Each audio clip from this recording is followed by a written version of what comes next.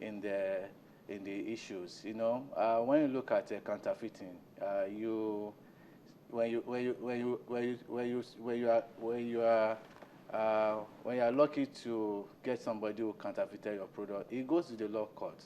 And when you look at the judicial system in Nigeria, sometimes it takes so long for some of these cases to be dispensed of. And we've done a number of advocacy to judges to, to say that there is speedy attention to these cases and all that.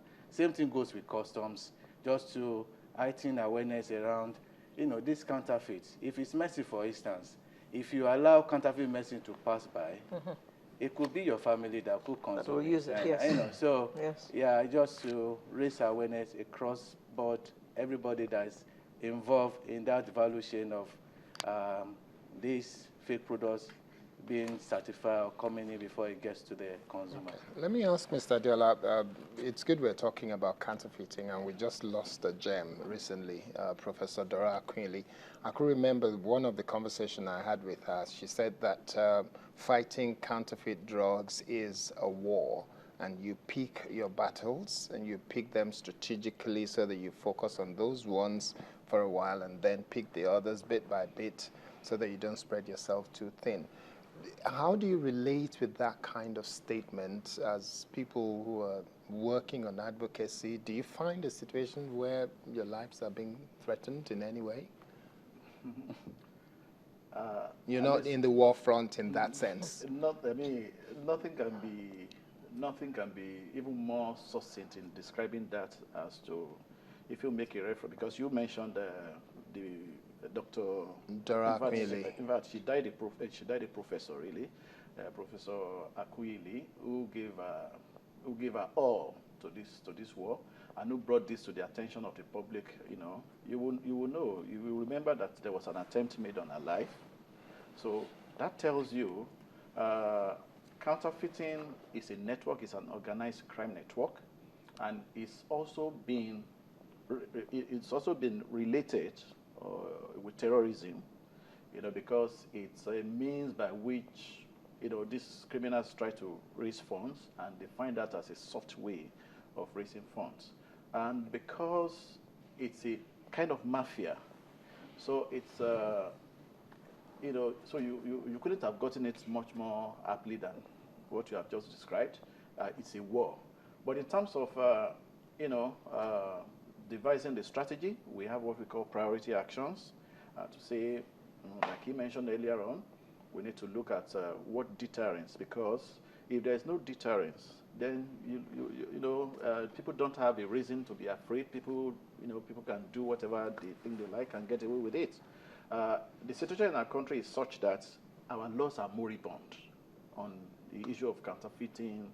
We have it's almost like a slap in the wrist. If you are counterfeiting goods, the Counterfeit Goods and Unwholesome Processed Foods Act prescribes 5 years to 15 years, that is between 5 and 15 years as punishment, or a fine of 500,000 naira.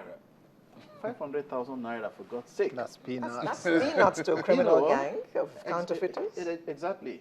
And you have that of piracy that prescribes 100,000 naira. So it's ridiculous. We are behind times, and we need to catch up. So those are the things that encourages counterfeiters. And it's a battle that ACC is frontally facing, trying to review and present bills, and you still need to get the lawmakers to approve those bills. And you've got to look at it and say, well, will the lawmakers really consider this as a priority? So we are trying as much as possible to make it a priority for the entire government. And when I mean government, I mean the legislative, the judicial, and the legislative. So everybody has to be involved. And once people know, even the elites, once the elites know that, look, this is not just a problem for the poor alone, because you have even aircraft spare parts, as counterfeits. So when you have air crashes, you can begin to think where those kind of things can come from. So yes, we pitch our battle. We look at informing the public, empowering the consumers, letting the consumer know that when it is cheap, you really have to be careful because you may be buying counterfeit. So try to look out for this, buy in the right places. And we are also trying to say, look, we people should also walk the talk. Don't go and pick a counterfeit of Ray-Bans and put it on, or a counterfeit of a Gucci bag. You know, you are infringing and you are robbing people of their intellectual property.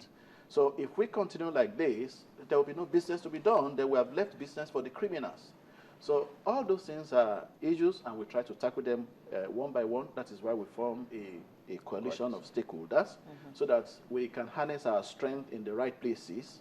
And I think we're making progress. I think it's a word that we would like the media also to please join us as forcefully as possible. Talking about progress, that was going to be my next question to Mr. Asuni. How effective has the coalition been? Have you caught anybody, taken anybody to court and won the case? Because unless people see examples, so if I do it, what is going to happen to me? But if they think they can still get away with it, they're going to continue doing it. Yeah, thank you very much. I think we've won in some. That's ng.com. acc.nigeria. ng.com, yes. .com, okay. And then I see here there's www.anti-counterfeiting.co.ng. Which is also .co.ng, yes. Okay. So if you're interested in fighting counterfeiting, otherwise known as fakes, you might want to visit this site and find out exactly what ACC is doing so that you can determine whether you want to join them in this struggle or you want to stay out or sit on the fence. We have been chatting with the chairman of the Anti-Counterfeiting Collaboration of Nigeria, Mr. Desmond Adeola, as well as the president of Nairofarm, Mr. Lekon Asuni. Thank you very much for coming to tell us about this collaboration. Thank you. Sunrise will return in just a moment with yet another interesting conversation. Please stay with us.